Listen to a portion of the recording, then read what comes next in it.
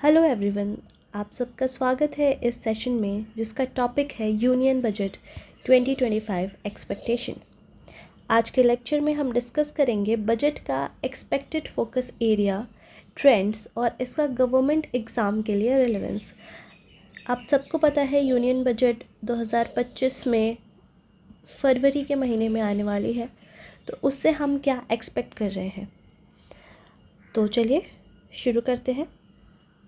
सबसे पहले हम ये जानते हैं कि what is the union budget. Union budget होता क्या है, तो इसकी डेफिनेशन देखो। Annual financial statement of estimated revenue and expenditure, यानी यूनियन बजट एक एनुअल फाइनेंशियल स्टेटमेंट होता है जिसमें गवर्नमेंट अपने रेवेन्यू और एक्सपेंडिचर प्लान्स डिक्लेयर करती है। रिवेन्यू और एक्सपेंडिचर क्या होता है? रिवेन्यू यानी पैसे किधर से आ रहे हैं गवर्नमेंट के पास, और एक्सपेंडिचर यानी कि गवर्नमेंट वो पैसे किधर किधर लगाएगी, किधर खर्च करेगी।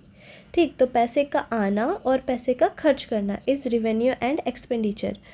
ठीक है, ये देश की इकोनॉमी के लिए एक रोड मैप सेट करता है और गवर्नेंस और वेलफेयर पे डायरेक्ट इम्पैक्ट भी डालता है। अच्छा, जो बजट है ना, अगर आप कॉन्स्टिट्यूशन ऑफ इंडिया पढ़े तो उसमें बजट की जगह आपको एनुअल फाइनेंशियल स्टेटमेंट लिखा हुआ मिलेगा। ठीक है, तो ये दोनों सेम ही है। एनुअल फाइनेंशियल स्टेटमेंट से आप कंफ्यूज नहीं होंगे। एनुअल मतलब हर साल जो आए, फाइनेंशियल मतलब जो फाइनेंसेस की बात करें, तो इसीलिए बजट को एनुअल फाइनेंशियल स्टेटमेंट कहते हैं। इम्पोर्टेंस क्या है इसकी? तो ये इकोनॉमिक ग्रोथ, सोशल वेलफेयर और गवर्नेंस की बात करता है, जो अभी हमने बात करी। अब एस्पिरेंट्स के लिए इम्पॉर्टेंट क्यों है? तो देखो, इसलिए इम्पॉर्टेंट है क्योंकि पॉलिटी, इकोनॉमी और करंट अफेयर सेक्शंस में इससे रिलेटेड क्वेश्चंस आते हैं। चलिए नेक्स्ट देखते हैं इंडियाज़ करंट इकोनॉमिक सिनेरियो। जो बजट 2025 के एक्सपेक्टेशंस को समझने के लिए ज़रूरी है कि अभी का करंट इकोनॉमिक सिनेरियो क्या चल रहा है।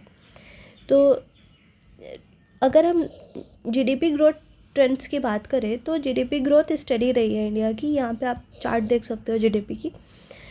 जीडीपी ग्रोथ स्टडी रही है, लेकिन इन्फ्लेशन और अनएम्प्लॉयमेंट ये दोनों अभी भी चैलेंजेस हैं जो कि टैकल करने हैं। और फिस्कल डेफिसिट और गवर्नमेंट बोरोविंग्स की बात करें तो ये काफ़ी हाई है। और हाई क्यों है? क्योंकि गवर्नमेंट की स्पेंडिंग्स ज़्यादा है, मतलब खर्च ज़्यादा है, रेवेन्यू कम है। उसको पूरा करने के लिए गवर्नमेंट को बोरोइंग करनी पड़ती है, उसकी वजह से वो ज़्यादा है।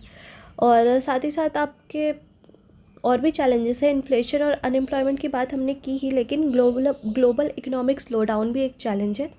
और ये स्लो डाउन अलग अलग फैक्टर्स की वजह से होता है। जैसे अभी यूक्रेन वॉर चल रहा था तो उससे ऑयल प्राइसेस बढ़ गए थे, तो इससे जो है हमारे इकोनॉमी पे या किसी भी देश की इकोनॉमी पे एडिशनल प्रेशर पड़ता है। ठीक है, तो इन सभी फैक्टर्स को देखते हुए गवर्नमेंट के लिए बैलेंस बजट बनाना एक चैलेंज होगा। अब हम बात करेंगे बजट 2025 के एक्सपेक्टेड फोकस एरियाज़ पे कि हम क्या एक्सपेक्ट करें बजट से।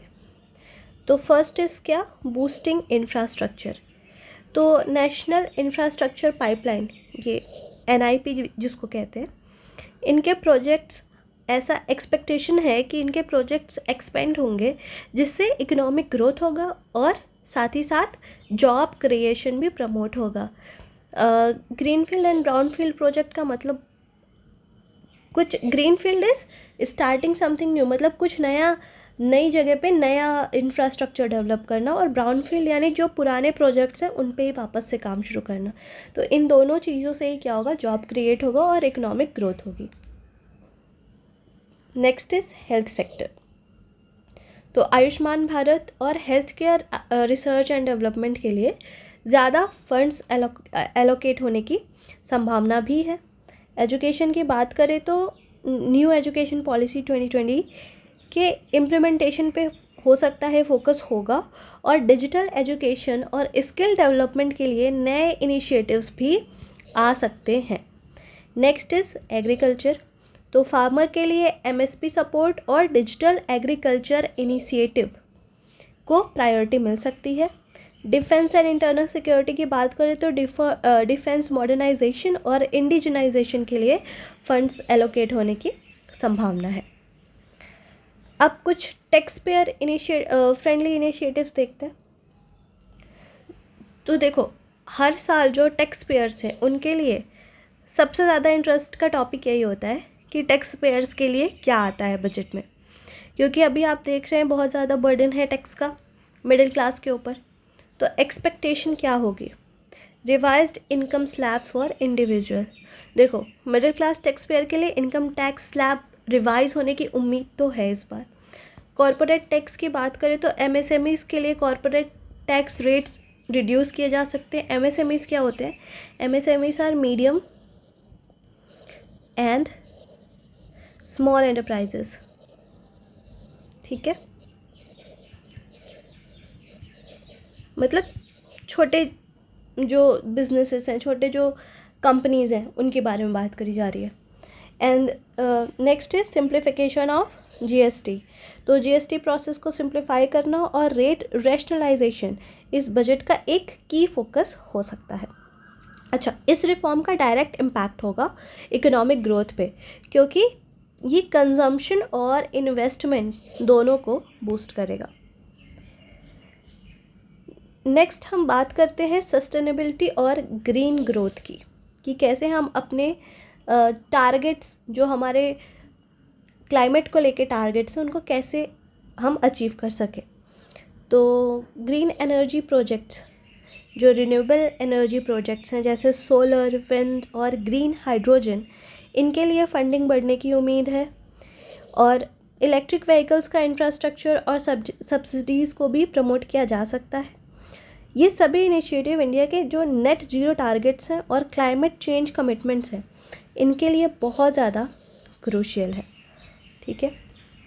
चलिए, अब क्या हर्डल्स हैं, क्या ऐसी चीज़ें हैं, क्या परेशानियां हैं जिसको ओवरकम करना है। देखो, किसी भी बजट को प्रिपेयर करना आसान नहीं होता और कुछ चैलेंजेस हमेशा सामने आते हैं। तो सबसे पहले चैलेंज की बात करें तो हमारा पहला चैलेंज है फिस्कल कंसोलिडेशन और ग्रोथ की प्रायोरिटी के बीच बैलेंस बनाना, ठीक है। इनके बीच एक बैलेंस सेट करना एक बड़ा चैलेंज होगा।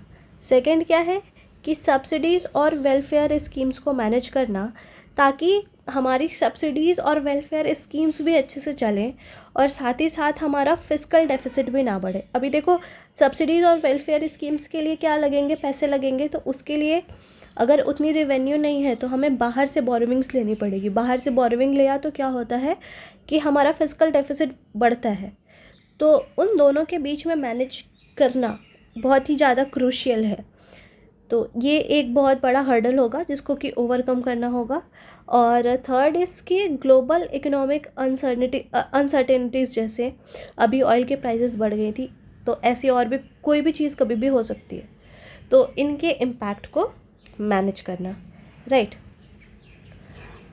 ये देखो, ये यहाँ पे आपका जीडीपी का ट्रेंड है और ये फिस्कल डेफिसिट का चार्ट है।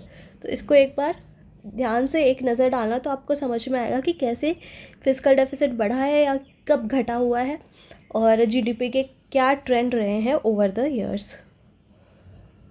अब 2024 से हमने क्या सीखा, तो एक नज़र डालेंगे बजट 2024 के ट्रेंड्स पर, जो हमें बजट 2025 के लिए एक आइडिया दे सकती है। तो 2024 की बात करें अगर, तो इंफ्रास्ट्रक्चर और हेल्थ केयर को काफ़ी प्रायोरिटी दी गई थी, ठीक है। यहाँ पे एलोकेशंस हुए थे।